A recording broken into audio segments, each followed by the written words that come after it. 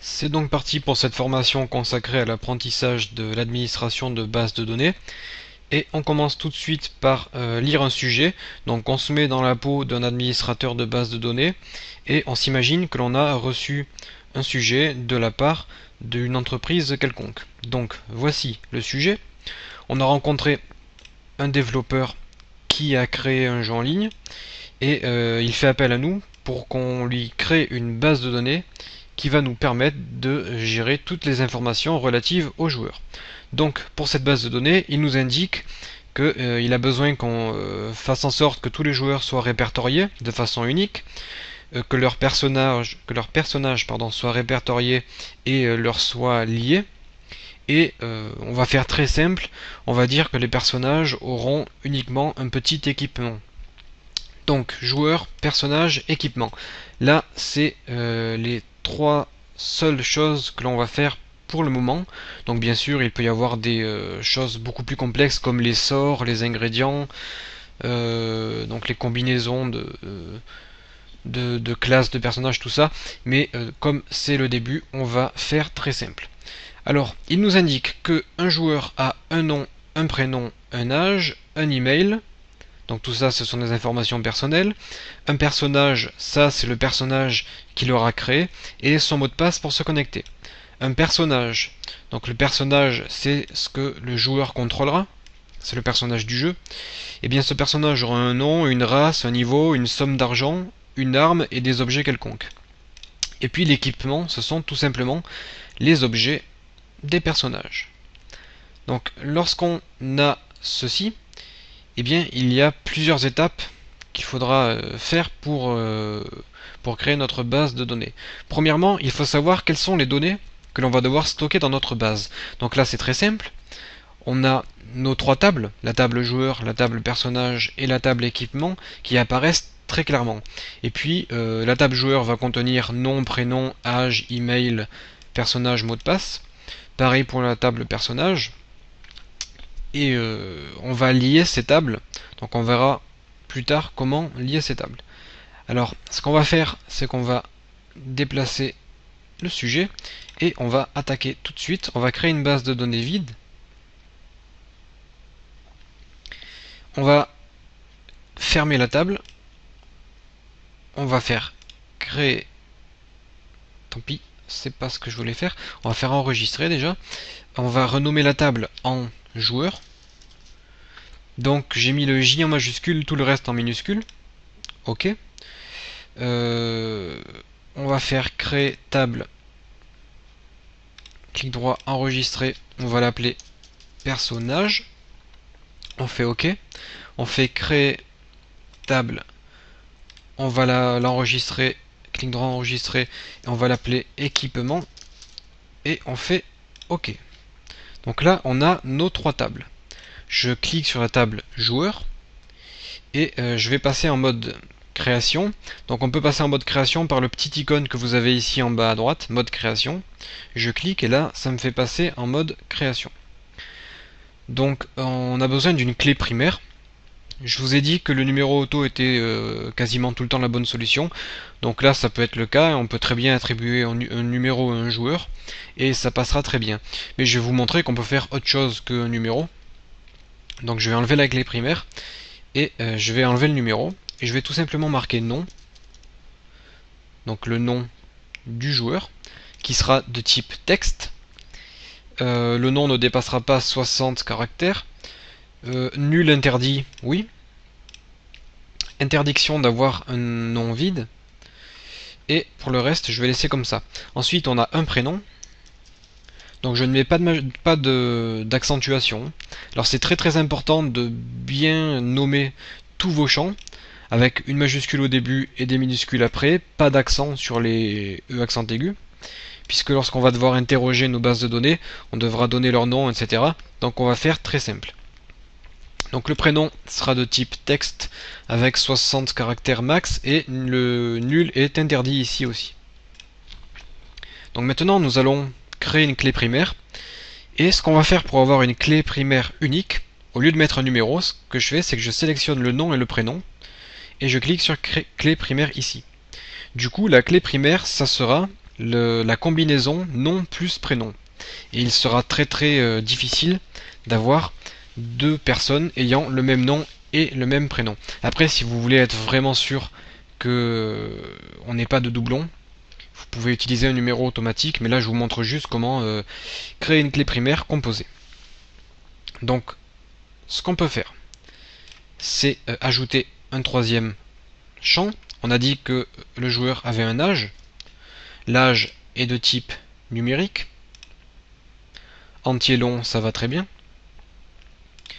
On a un email. On va marquer mail, qui sera de type texte. Longueur, on va se mettre en 60. Nul interdit, oui,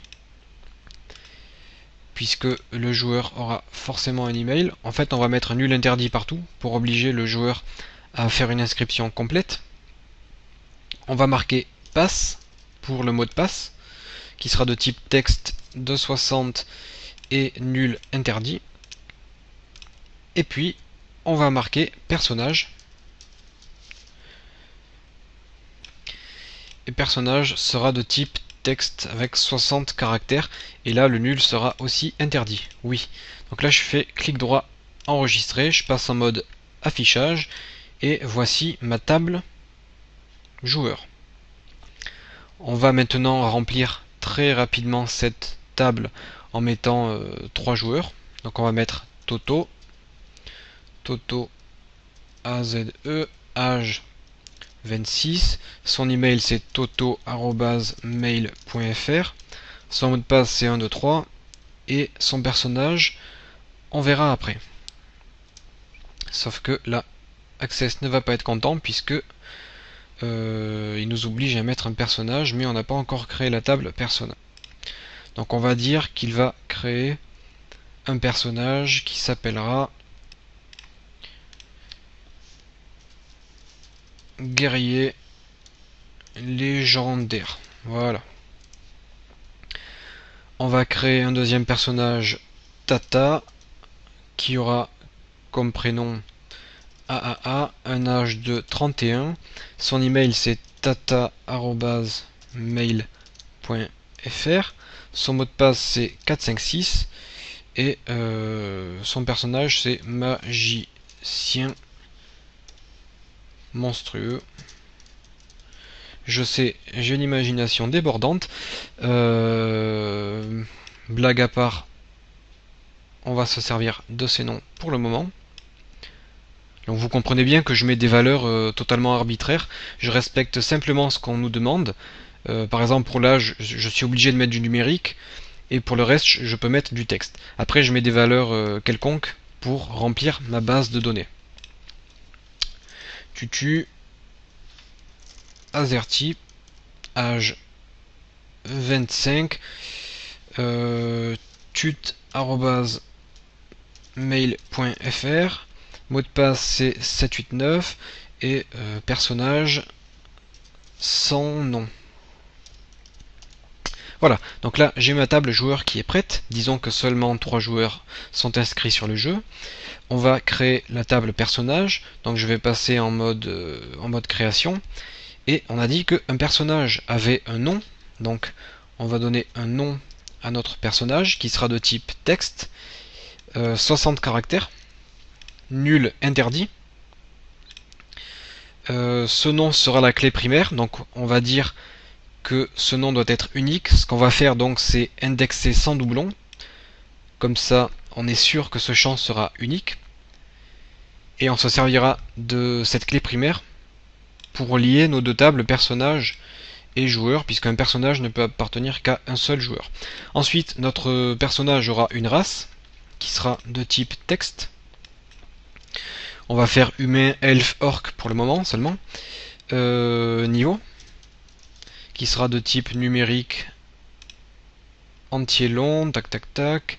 Nul interdit, oui. Valeur par défaut 1. On commence au niveau 1. Là, j'ai pas mis nul interdit, donc je vais le mettre. Nul interdit, oui. Qu'est-ce qu'on a dit argent.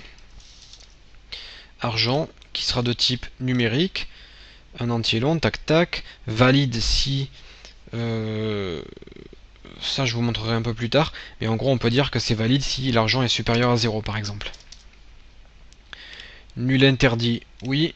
Valeur par défaut, 0. Tac tac, on va laisser comme ça, argent. Ensuite on a dit quoi? On a dit qu'on avait des armes. Ce que je vais faire, c'est que je vais seulement marquer équipement, qui sera de type texte. Nul interdit, oui. Et voilà. Ensuite, pour l'équipement, ce que je vais faire, c'est donner un nom à l'objet. Je vais simplement marquer objet, qui sera texte sans doublon, nul interdit, oui. Et je vais laisser comme ça pour le moment. Donc clic droit enregistrer, clic droit enregistrer. Je passe en mode affichage et on va dire que on a notre premier personnage qui sera le guerrier légendaire, qui sera de race humain. Pour l'instant on va dire pas d'équipement, tac tac, ok. Le deuxième personnage ça sera le magicien. Ah, oui, on est obligé de mettre un équipement. Donc on va dire, on va repasser en mode création. Ouais, là je suis bloqué. On va passer en mode création. Et pour l'équipement, on va dire que on a le droit de ne pas en avoir. Donc là je comprends pas alors pourquoi ici il n'était pas content. Ok. Donc le premier personnage c'est le guerrier légendaire qui est humain, qui est au niveau 1, qui a 0 en argent. Le deuxième personnage c'est le magicien monstrueux qui sera un elfe.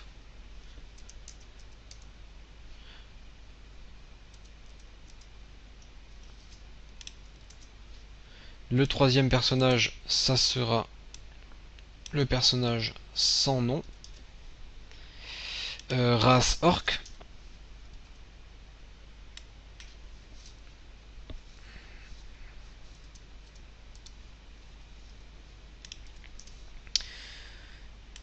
Voilà. Et on va laisser ça comme ça. Pour l'équipement, on va donner des noms aux objets. Donc on a épée, bouclier, potion, on va dire dague,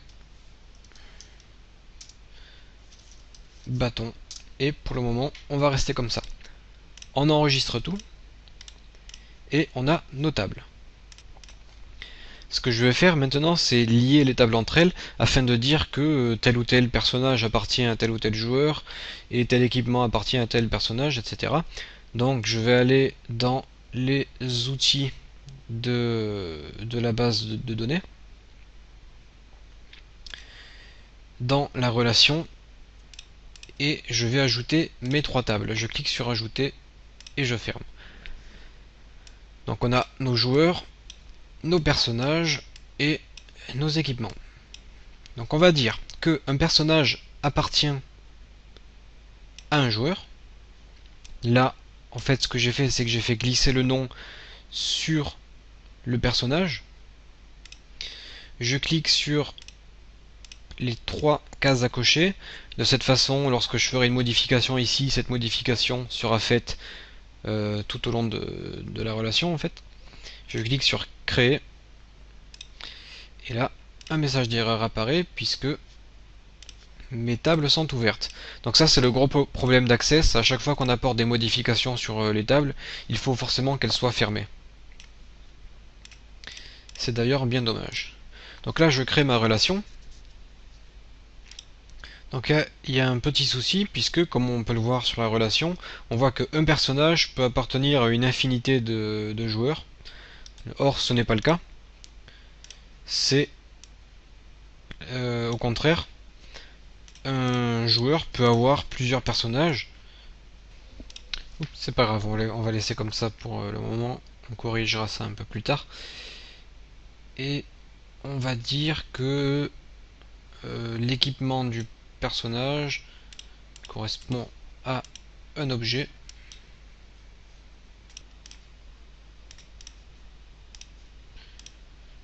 Voilà.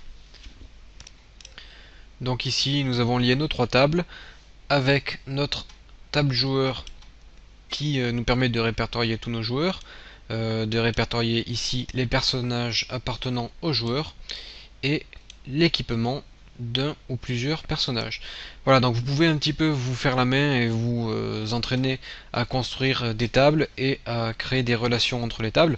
Donc le plus important lorsqu'on fait un lien entre deux tables, c'est que que les caractéristiques, en fait, que le type de la première table correspondent au type de la deuxième table. Si par exemple un personnage était de type numérique et non de type alphanumérique, eh bien le lien n'aurait pas été possible. Il faut que nos tables aient les mêmes types ici et ici, ou ici et ici, et les mêmes caractéristiques, les mêmes contraintes, etc. pour que ce lien puisse se faire. Donc là, je ferme, j'enregistre, et on a nos trois tables. Donc là, on a vu comment créer des tables rapidement sans avoir besoin de passer par le SQL, simplement avec les outils de Access. Et dans la prochaine vidéo, ce que je ferai, c'est que déjà j'aurai augmenté le nombre d'effectifs dans notre base de données.